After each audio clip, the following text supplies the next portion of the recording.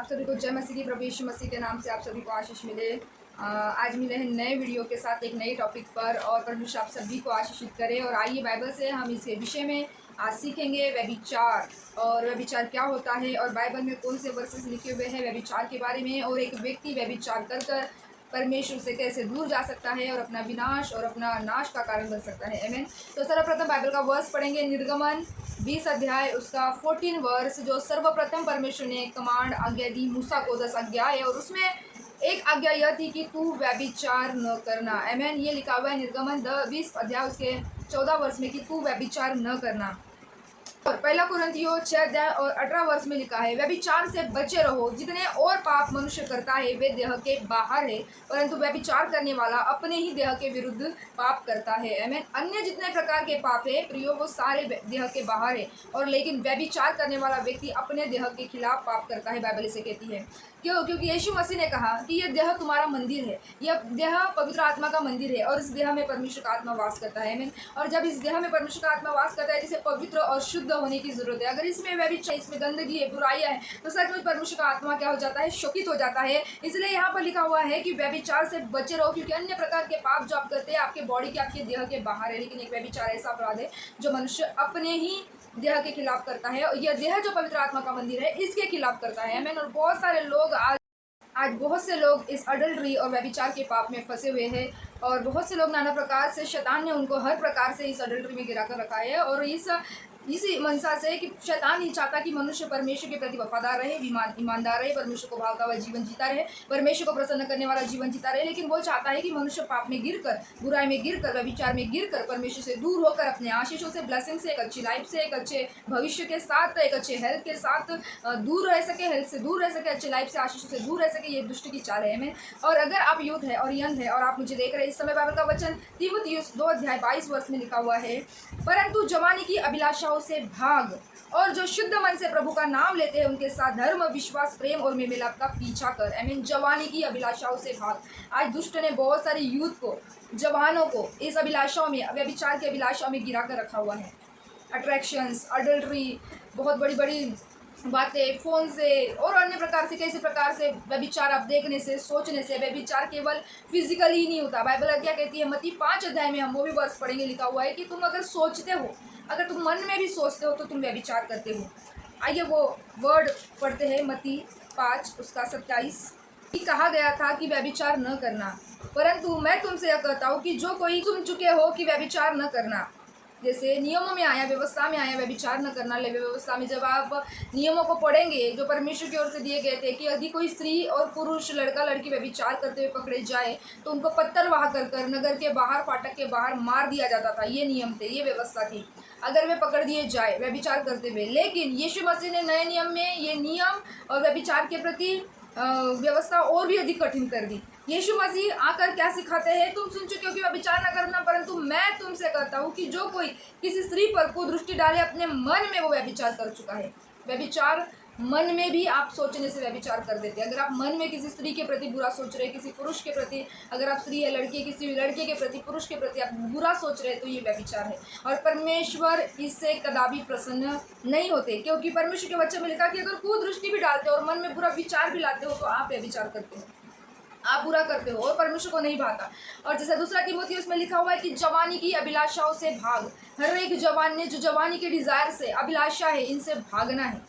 Attractions, बड़ी बड़ी बातें, फीलिंग्स, ये सारी चीज़ें आपको नाश की ओर लेकर जाती है। शैतान का ये बहुत बड़ा ट्रैप है कि आप इन चीज़ों में फंसकर रहकर, व्यभिचार में पढ़कर अपने आशीषों से, अपने ब्लेसिंग से, अपने जीवन के अच्छे भाग को खो देंगे।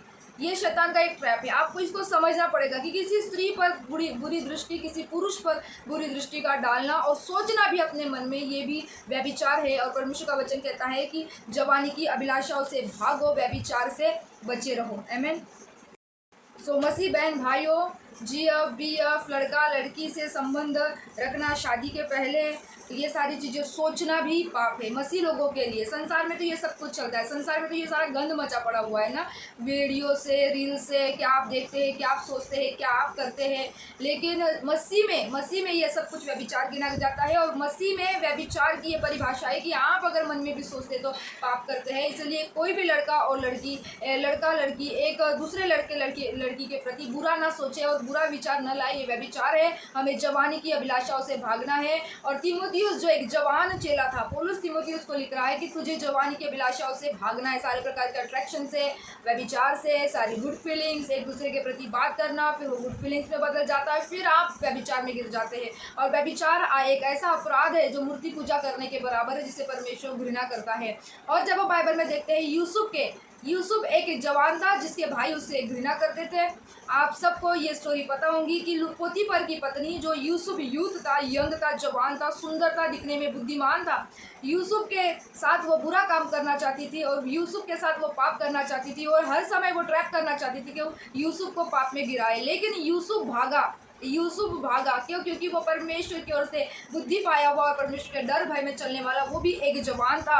और उसने पाप में समय बिताने से, थोड़े समय के डिजायर से, थोड़े समय के सुख से उसने परमेश्वर के साथ सही बनकर दुख उठाना अच्छा समझा, बेहतर समझा। उस पोतीफर की पत्नी ने उसे जेल में डाल दिया, लेकिन फिर भी उसने अपने आप को पाप से बचा रखा, उसने अपने आप को व्यभिचार से बचाए रखा। वो पोतीफर की पत्नी के उस छलावे में, उस वो अभिलाषाओं में, उसके वो सारे अट्रैक्शन में और जो कुछ वो करती थी उसमें वो नहीं फंसा।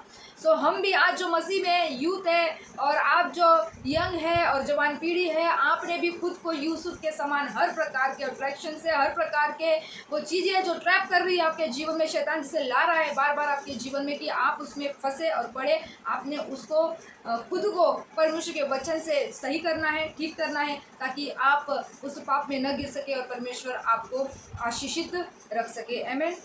ये है यूथ लोगों के लिए। और हम पढ़ते हैं जो विवाहित है, आमीन, विवाहित है, उनके लिए भी परमेश्वर का वचन कहता है, इब्रानियों 13 अध्याय और उसके 4 वर्ष में लिखा, विवाह सब में आदर की बात समझी जाए और बिछोना निष्कलंक रहे, क्योंकि परमेश्वर व्यभिचारियों और परस्त्रीगामियों का न्याय करेगा। विवाह सब में आदर की बात समझी जाए। अगर कोई यूथ है और यंग है, अगर वो बार बार इस टेम्पटेशन में फंस रहा है, तो उसने चाहिए कि विवाह कर ले, क्योंकि विवाह एक आदर की बात है जो परमेश्वर की ओर से कवनेंट ठहरती है, वाचा, क्यों? ताकि बिछोना निष्कलंक रहे, क्योंकि परमेश्वर व्यभिचारियों और जो परस्त्रीगामी है, पर पुरुषगामी है, ऐसे लोगों का न्याय करने वाला है। इस बात को आपने समझना है। नीति वचन 6 और उसके 32 वर्ष में लिखा है, परंतु जो परस्त्रीगमन करता है वो निर्बुद्धि है। क्या है वो? निर्बुद्धि है, वो मूर्ख है। जो परस्त्रीगमन करता है, दूसरों की स्त्रियों पर दृष्टि डालना और स्त्रियों के बारे में अधिक सोचना और स्त्रियों के बारे में ही सोचते रहना, परस्त्रीगमन करने वाला निर्बुद्धि है। इस वचन को याद रखिए। परस्त्रीगमन करने वाला निरा बुद्धिमान है। जो अपने प्राणों को नाश करना चाहता है वही ऐसा करता है। कौन करता है व्यभिचार? कौन करता है परस्त्रीगमन? जो अपने प्राणों को नाश करना चाहता है, जिसको अपने प्राण को नाश करना है, जो नाश होने के लिए तैयार है, वही परस्त्रीगमन करेगा, वही व्यभिचार जैसे पापों में गिरेगा, वही इसको आग को अपने सीने पे रखेगा, जिसे बाइबल कहती है। लूका 16-18 वर्ष में लिखा, जो कोई अपने पत्नी को तलाक देता है ना, तलाक भी देने के लिए बाइबल में नहीं लिखा हुआ है। अगर व्यभिचार के डर से तलाक देते हो तो इट्स ओके, लेकिन फिर भी आपने अपने पति और पत्नी से आप बंधे हुए हैं, आप दूसरी शादी नहीं कर सकते। यहाँ पे लिखा है, जो कोई अपने पत्नी को तलाक देता है और दूसरी स्त्री से विवाह करता है वो भी व्यभिचार करता है, और जो पुरुष तलाकशुदा स्त्री से विवाह करता है वो भी व्यभिचार करता है। आमीन। इतना परमेश्वर ने शक्त बनाया, क्यों? क्योंकि व्यभिचार एक ऐसा पाप है जो मनुष्य अपने देह के खिलाफ करता है। ये देह जो पवित्र आत्मा का मंदिर है, यह देह जो मसीह के अंग है ना, इसको हम लेकर वेश्या के अंग नहीं बना सकते। परस्त्रीगमन, पुरुष गमन कर हम इसे परमेश्वर को शोकित नहीं कर सकते। अगर आप विवाहित हैं और आप तलाक ले रहे हैं अपने पति या पत्नी से, तो अगर आप बिना शादी विवाह करे रहे तो बहुत बेटर है, क्योंकि अगर आपका पति तो शायद तलाक हो जाए और वो जीवित है और आप दूसरी शादी और विवाह कर रहे हैं, तो आप व्यभिचार कर रहे हैं। ये यीशु मसीह ने कहा, लूका 16-18 में लिखा हुआ है। और बहुत से मसीह लोग भी शादी कर तलाक कर और दूसरी शादियां करते हैं। मुझे नहीं समझ में आता है क्यों। जब यीशु मसीह ने कहा ऐसा करने वाला व्यक्ति व्यभिचार करता है, व्यभिचार करने वाला मूर्ति पूजा करने के बराबर है, फिर भी मसीह लोगों में भी ये चीज़ें आज हमें दिखने के लिए मिलती है कि शादी करते हैं, तलाक करते हैं, फिर दूसरी शादी करते हैं, पति पत्नी जिंदा है फिर भी नहीं, ये कवर्नेंट है, एग्रीमेंट नहीं है। आपकी शादी एक एग्रीमेंट नहीं है, कवर्नेंट है। वो वाचा जो मसीह ने कलीसिया के साथ बांधी है, सेम वही वाचा एक पति पत्नी के मध्य में है, जो कभी भी दी एंड नहीं हो सकती है जब तक वो जीवित है। शादी करने के लिए अगर आप करते हैं तो ये व्यभिचार है, अगर आप सोचते भी है तो भी ये व्यभिचार है। और मरकुस 10 अध्याय 11 से 12 वर्ष में भी यही लिखा हुआ है। उसने उत्तर दिया, जो कोई अपने पत्नी को तलाक देता है और दूसरी स्त्री से विवाह करता है, वो उस स्त्री के विरुद्ध व्यभिचार करता है। और यदि वो अपने पति को तलाक देकर किसी दूसरे पुरुष से विवाह करे तो भी वो व्यभिचार करती है। ये बार बार यीशु मसीह ने सिखाया जब वो इस पृथ्वी पर टीच कर रहे थे, उपदेश दे रहे थे कि इस पृथ्वी पर पति पत्नी ने कैसे रहना है, स्त्री पुरुष ने कैसे रहना है, लड़का लड़की ने कैसे रहना है। बार बार यीशु मसीह ने सिखाया व्यभिचार नहीं करना है, व्यभिचार नहीं करना है। जवानों को इंस्ट्रक्शन, और स्त्रियों को और पुरुषों को, पतियों को पत्नी को, कि तुमने एक दूसरे के साथ मरने तक वफादार रहना है, विश्वास योग्य रहना है। करना तो दूर, यीशु ने सिखाया कि सोचना भी नहीं है। अगर आप सोचते हैं फिर भी आप उतना ही अपराध करते हैं।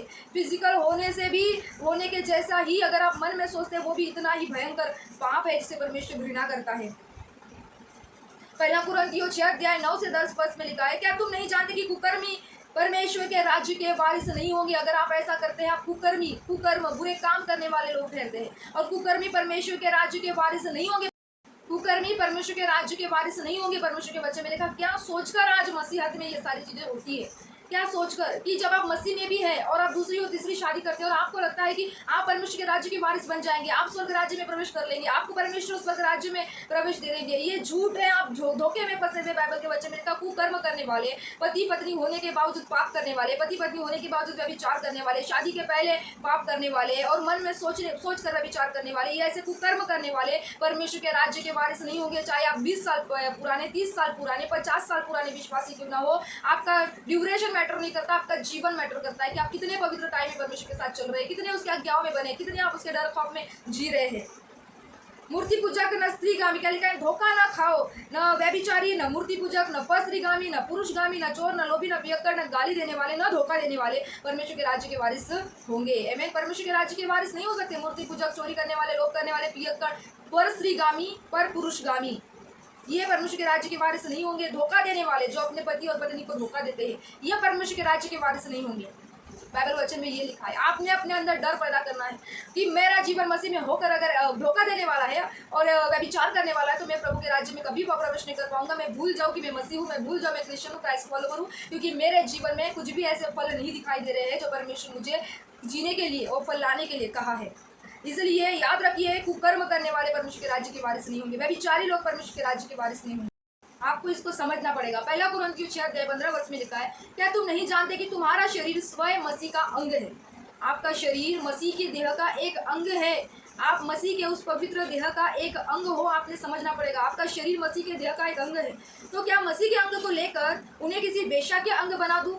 कदापि नहीं। वचन में लिखा कि आप मसीह के अंग को लेकर वेश्या के अंग नहीं बना सकते। अगर आप अपनी पत्नी और पति को छोड़कर दूसरे स्त्री और पुरुष के साथ ये सब बातें करते या सोचते हैं तो आप मसीह के देह के साथ अपवित्रता कर रहे हैं, अपवित्रता कर रहे हैं, धोखा दे रहे हैं, मसीह के देह को गंदा कर रहे हैं, मसीह के अंग को, यीशु के अंग को आप गंदा कर रहे हैं। और लिखा है, क्या तुम नहीं जानते कि जो कोई वेश्या से संगति करता है उसके साथ एक तन हो जाता है, क्योंकि वो कहता है कि वे दोनों एक तन होंगे। और जो प्रभु की संगति में रहता है वो उसके साथ एक आत्मा हो जाता है। जो परमेश्वर की संगति में रहता है वो परमेश्वर के साथ एक आत्मा हो जाता है। लेकिन जो वेश्याओं की संगति करता है, बच्चे में लिखा कि वो उसके साथ एक तन हो जाता है। और ये मसीह के देह को गंदा करने के बराबर है। आप मसीह के देह का एक अंग है और आप फिर एक अंग है और पाप में है तो फिर परमेश्वर आपको उस देह का भाग होने नहीं देगा। वो आपको छाट कर अलग कर देगा, काट कर अलग कर देगा। उस डाली के समान जो प्रभु में है, मसीह में लेकिन दाखलता में लेकिन नहीं फलती, और उसे काटा और आग में झोंका जाता है, उसका अंत जलाया जाना होता है। ऐसा ही होगा और कुछ नहीं। आमीन। इसलिए व्यभिचार से बचे रहो। अगर आप समय रहते मन फिराते, समय रहते पश्चाताप करते, समय रहते व्यभिचार से निकलते, यूसुफ के समान भागते, तीमुथियुस के समान जवानी के अभिलाषाओं से भागते हैं और परमेश्वर का पीछा करते हैं, धर्म का पीछा करते हैं, प्रभु की आज्ञाओं का पीछा करते हैं, तो आप धन्य, ब्लेस्ड है और न्याय के दिन परमेश्वर आपको ऑनरित करेंगे। पहला थिस्सलुनीकियों 4 अध्याय उसके 3 से 5 वर्ष में लिखा हुआ है, क्योंकि परमेश्वर की इच्छा यह है कि तुम पवित्र बनो। क्या है परमेश्वर की इच्छा? कि तुम पवित्र बनो अर्थात व्यभिचार से बचे रहो। आमीन। तुम पवित्र बनो अर्थात व्यभिचार से बचे रहो और तुम में से हर एक पवित्रता और आदर के साथ अपने पात्र को प्राप्त करना जाने, और यह काम अभिलाषा से नहीं और न उन जातियों की नहीं जो परमेश्वर को नहीं जानती। जो जातियाँ परमेश्वर को नहीं जानती वो ये काम करती है, व्यभिचार करती है, शादी के पहले शादी के बाद बुरा सोचना, ये वो जातियाँ करती है। प्रभु के वचन में लिखा जो परमेश्वर को नहीं जानती। लेकिन आप जो परमेश्वर को जानते हो, परमेश्वर की इच्छा यह है कि आप पवित्र बने रहो, अर्थात व्यभिचार से बचे रहो। और लिखा है कि तुम में से हर एक पवित्रता और आदर के साथ अपने पात्र को, जो तुम्हारा भाग है, उसको प्राप्त करना जानो। क्योंकि अगर आप व्यभिचार में फंसे, पाप में फंसे, आप अपना भाग कभी प्राप्त नहीं कर पाएंगे। और जो ब्लेसिंग और जो आशीष प्रभु आपके जीवन में देना चाहते हैं, आप कभी नहीं प्राप्त कर सकोगे। व्यभिचार के साथ, बुराई के साथ, अडल्ट्री के साथ और ऐसे प्रकार के पापों के साथ आपको इन सबसे भागना पड़ेगा, आपको इस सबसे छोड़ निकलना पड़ेगा, छूटना पड़ेगा और प्रभु के डर भय में पवित्रता का जीवन, अलगताई का जीवन बिताना पड़ेगा। यही इस वर्ष में लिखा हुआ है। आमीन। तो यूथ और जवान और शादीशुदा और सारे लोगों के लिए, परमेश्वर का स्त्री पुरुष लड़का लड़की सभी के लिए व्यभिचार के संबंधित बाइबल हमें यही बातें सिखाती है कि हमने व्यभिचार से भागना है। व्यभिचार एक ऐसा पाप है जो आपके आशीषों को रोकता है और आपको नाश करता है। जो निर्बुद्धि है और नाश होना चाहता है वही व्यभिचार करता है। लेकिन जो अपने जीवन में ब्लेस होना चाहता है, आगे बढ़ना चाहता है और प्रभु से आदर प्राप्त वही परमेश्वर को प्रसन्न होता है। आमीन। आइए नीति वचन में से कुछ वर्ष देखेंगे। नीति वचन 5 और उसका 18 में लिखा है, तेरा सोता धन्य रहे और अपने जवानी की पत्नी के साथ आनंदित रहे। जवानी के पत्नी के साथ आनंदित रहना है। बाइबल वचन में ये लिखा हुआ है। आपने इधर उधर नहीं झांकना है, इधर उधर नहीं ताकना है। आपने अपने जवानी के पत्नी के साथ ही आनंदित रहना है। 20 में लिखा है, मेरे पुत्र तू अपरिचित स्त्री पर क्यों मोहित हो और पराई को क्यों छाती से लगाए, क्योंकि मनुष्य के मार्ग यहोवा की दृष्टि से छिपे नहीं है और वह उसके सब मार्गों पर ध्यान करता है। आमीन। यहोवा से आपके कोई भी मार्ग छिपे नहीं है। आपके सारे सोच विचार और कामों पर यहोवा की दृष्टि लगी हुई है। इसलिए लिखा है, अपरिचित स्त्री पर क्यों मोहित होना है, अपरिचित पुरुष पर क्यों मोहित होना है, पराई को क्यों छाती से लगाना है। वचन में लिखा है, क्योंकि मनुष्य का मार्ग यहोवा जानता है और उसके सारे मार्गों पर ध्यान रखता है। आमीन। आपको लगता है आपको कोई नहीं देख रहा है, परमेश्वर वो है जो आपके विचारों पर भी, आपके सोच पर भी, आपके विचारों पर भी विचार करता है। आमीन। इसलिए इतने डर और भय में चलिए कि परमेश्वर हालेलुया आपसे प्रसन्न रहे और न्याय के दिन वो कह सके, ये मेरा बेटा और ये मेरी बेटी है। ये नहीं कह सके कि तूने जीवन भर मसीह में तो रहा, आराधना स्तुति प्रार्थना चर्च तो गया, लेकिन जीवन भर एक व्यभिचार के पाप में फंसा रहा, जीवन भर एक स्त्री और पुरुष के पीछे फंसा रहा और जीवन भर तूने कभी परमेश्वर की आज्ञा नहीं माना। लेकिन न्याय के उस दिन परमेश्वर आपको देखकर खुश होकर, आनंदित होकर कह सके, ये मेरा बेटा और ये मेरी बेटी है, और आपको आदर दे सके और आपकी प्रशंसा कर सके। आमीन। और 24 से पढ़ते हैं, यहाँ लिखा है, ताकि तुझको बुरी स्त्री से बचाए और पराई स्त्री की चिकनी चुपड़ी बातों से बचाए। उसकी सुंदरता देखकर अपने मन में उसकी अभिलाषा न कर, वह तुझे अपने कटाक्ष से फंसाने न पाए, क्योंकि वेश्यागमन के कारण मनुष्य टुकड़ों का भिखारी हो जाता है, परंतु व्यभिचारिणी अनमोल जीवन का अहेर कर लेती है। वेश्यागमन है ना, पर स्त्री गमन, वेश्यागमन, प्रभु कहता है कि तुम टुकड़ों के भिखारी हो जाओगे। परमेश्वर का वचन कहता है कि आप टुकड़ों के भिखारी हो जा सकते हैं। परमेश्वर आपको ऐसा नाश कर सकता है। आप ये अडल्ट्री और ये व्यभिचार के पाप को हल्के में न ले। आप परमेश्वर के इस क्रोध को देखिए जो एक व्यभिचारी के लिए अगर वो मन नहीं फिराता है। अगर आप मन फिराते हैं तो आप ब्लेस्ड है, प्रभु आपको क्षमा करेगा। लेकिन आप फिर भी वेश्यागमन में और पापों में है तो आप टुकड़ों के भिखारी हो जाएंगे। और व्यभिचार स्त्री जिस पर आप इतना मोहित हो रहे हैं, और प्रभु का वचन कहता है कि वो अनमोल जीवन का अहेर कर लेती है। अनमोल जीवन, जो कीमती जीवन, एक अच्छा खासा जीवन है, उसको बिगाड़ देगी, वो तहस नहस कर देंगी। वो व्यक्ति बिगाड़ देगा और तहस नहस कर देगा जिसके साथ आप टच में हैं, जिसके साथ आप सोच रहे हैं। वो सारी सांसारिक बातें जो आपको फुसला रहे हैं, कि जो भी आप सुन रहे हैं उस व्यक्ति से आप आज निर्णय लीजिए और आप इस बातों को, वचनों को देखिए और अपने जीवन को सुधारिए कि क्या ये मेरा जीवन प्रभु को भा रहा है। क्या मैं ये थोड़े समय के डिज़ायर के लिए, अभिलाषा के लिए, सुख के लिए मैं अपना अनंत काल का जीवन खो दे सकता हूँ। मैं अनंत काल से अपने जीवन को नाश कर सकता हूँ ये थोड़े से डिज़ायर के लिए, थोड़े समय के लिए, सुख के लिए, है ना। और लिखा है, क्या हो सकता है कि कोई अपने छाती पर आग रखे और उसके कपड़े न जले। ये ऐसा है, ऐसा नहीं हो सकता है कि कोई अपने छाती पर आग रखे और उसके कपड़े न जले। व्यभिचार है, ऐसा पाप है, एक आग के समान जो आपने अपने कपड़ों पर रखा है, अपनी छाती पर रखा है, और हो ही नहीं सकता कि आपके कपड़े नहीं जलें। मतलब आप जो बो रहे हैं वो काटेंगे। आप व्यभिचार बो रहे हैं, आप बुरा बो रहे हैं, आप इसको काटेंगे भी। और फिर आप देखेंगे कि मैंने अपना जीवन कैसे व्यर्थ चीज़ों में गंवाया और बिताया, और फिर आप पछताते रह जाएंगे जीवन भर। प्रभु आपको क्षमा भी कर देगा, आप पश्चाताप करेंगे, लेकिन आपका विवेक आपको क्षमा नहीं कर पाएगा। बार बार आपको वही चीज़ें याद आती रहेंगी जीवन भर, बार बार वो चीज़ें आपको परेशान करेंगी। क्या हो सकता है कि कोई अंगारों पर चले और उसके पाँव न झुलसे। 28 पद में लिखा हुआ है, क्या हो सकता है कि अंगारों पर चले और उसके पाँव न झुलसे। जो पराई स्त्री के पास जाता है उसकी दशा ऐसी है, पराई स्त्री या पराई पुरुष, आप अगर उसके साथ संबंध बिता रहे हैं और आप रिलेशनशिप में है, व्यभिचार में है, तो ऐसा ही है प्रभु के वचन में लिखा हुआ है, जो कोई उसको छुएगा वो दंड से नहीं बचेगा। पराई स्त्री पराई पुरुष को अगर आप छूते हैं, अगर आप उसके विषय में सोचते हैं, तो वचन में लिखा कि आप दंड से नहीं बच सकते। आमीन।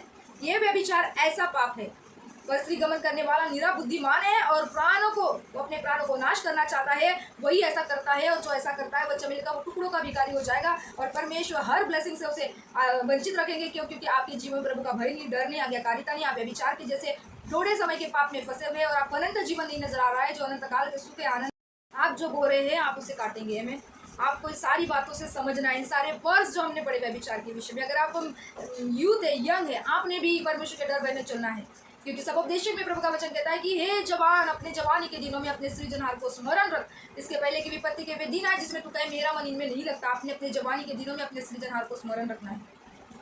आमीन। कि मेरा परमेश्वर मुझे देख रहा है, मेरा परमेश्वर मेरा सोचना, मेरा बोलना, मेरा करना सब कुछ देख रहा है। अगर आप कॉलेज स्टूडेंट है, अगर आप स्कूल जाते हैं, अगर आप यंग है, यूथ है, हर एक को, लड़का लड़की सभी को बाइबल के वर्ष लागू होते हैं कि आपने पवित्रताई का जीवन जीना है। आपका ये शरीर मसीह का अंग है, ये पवित्र आत्मा का मंदिर है, आपने इसे पवित्र रखना है, आपने इसे अच्छे विचारों से सुशोभित रखना है। आपके अंदर, और वचन में लिखा जो अंदर से निकलता है वही मनुष्य को अशुद्ध करता है। अगर वह विचार निकलेगा, बुरी बुरी बातें, बुरी सोच, बुरी चैटिंग्स, ये सारी चीजें अगर आप करते हैं तो ये पाप है और परमेश्वर से कभी प्रसन्न नहीं हो सकता है। और आपको इससे भागना पड़ेगा, आपने इसको छोड़ना पड़ेगा और आपने पश्चाताप कर इस पर प्रार्थना कर पश्चाताप कर इन चीज़ों को छोड़कर फिर प्रभु के पास आना पड़ेगा, ताकि आपका जीवन परमेश्वर को भाए और आप जो कुछ परमेश्वर से चाहते हैं, वो आशीष है, वो ब्लेसिंग है, वो बरकत है, आप सब कुछ प्राप्त कर सके मसीह में। तो आपने व्यभिचार जैसे इन पापों से हटना पड़ेगा, सारी बुरी कामनाओं से, लालसाओं से, अभिलाषाओं से भागकर मसीह में पवित्रता का जीवन जीना पड़ेगा। और सारे वो संबंध, रिलेशनशिप, वो टॉकिंग, वो सारी चीज़ें, वो फीलिंग्स, वो सब कुछ शैतान की ओर से इसे समझ लीजिए कि शैतान चाहता है आप नाश हो जाए और परमेश्वर के कभी करीब न रह पाए, आशीष को कभी प्राप्त नहीं कर पाए। इसलिए ये सारी फीलिंग्स और ये अट्रैक्शन है, प्रेम अलग है, अट्रैक्शन अलग है, प्यार अलग होता है, प्यार अलग होता है, अट्रैक्शन अलग होता है। अट्रैक्शन, अभिलाषा, ये डिज़ायर, अडल्ट्री, ये पाप में लेकर डुबाती है। प्यार वो है जो मसीह ने कलीसिया से किया, परमेश्वर ने जगत से किया। प्यार वो है जो पवित्र होता है, जिसमें पाप और कलंक कुछ भी नहीं होता। आमीन। इसे प्रेम का नाम न दे, इसको प्यार का नाम न दे कि ये मेरा प्यार है, मैं उससे प्यार करता हूँ, मैं उससे प्यार करती हूँ, मैं तुम्हारे लिए सब कुछ करूँगा, मैं तुम्हारे लिए ये वो, ये सारी चीज़ें केवल बोलने की है और ये शैतान का ट्रैप है। इसके लिए आपने समझना पड़ेगा, बाइबल पढ़ना पड़ेगा। ये सारी चीज़ें अगर आप इससे जूझ रहे हैं और निकलना चाहते हैं, केवल प्रार्थना करें, बाइबल पढ़े और अपने मन का एक एक विचार परमेश्वर के सामने रखें और प्रभु से कहें कि प्रभु मुझे सामर्थ प्रदान करे कि मैं इन सारी चीज़ों से भागूँ। क्योंकि आप व्यभिचार का सामना नहीं कर सकते, केवल प्रार्थना करने से व्यभिचार आपको छोड़कर नहीं जाएगा, आपको भागना पड़ेगा व्यभिचार से।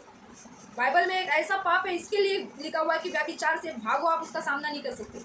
आप उनके साथ रहकर आप वो उससे छूट नहीं सकते, आपको भागना पड़ेगा, वो आपको प्लेस छोड़नी पड़ेगी, वो जगह, वो व्यक्ति, वो समय, वो सारा जो कुछ आपके जीवन में आपको उसको छोड़ना पड़ेगा, ताकि आप पवित्रता का जीवन जी सको और परमेश्वर को प्रसन्न हो सके और अपना भाग प्राप्त कर सको, आशीष प्राप्त कर सको। मैं आशा करती हूँ सारे वर्ड से आपको बहुत कुछ सीखने के लिए मिला। मैं विनती करूँगी आपसे, जितने लोग इन सारी चीज़ों से जूझ रहे हैं, निकलिए, आप अपना अनंतकाल ना खोइए, अनंतकाल के पापों से बचे रहिए और परमेश्वर चाहता है कि आपको अनंतकाल का जीवन दे, ब्लेस लाइफ दे, ब्लेस जीवन जिए। इन सारे पापों में कुछ मतलब नहीं है, शैतान को भगाइए, वो हारा है, वो आपके जीवन को ऐसे पाप से नाश नहीं कर सकता है। मैं परमेश्वर आप सभी को आशीषित करें। मिलते हैं नेक्स्ट वीडियो में, तब तक जय मसीह की, praise the Lord, shalom everyone, God bless you.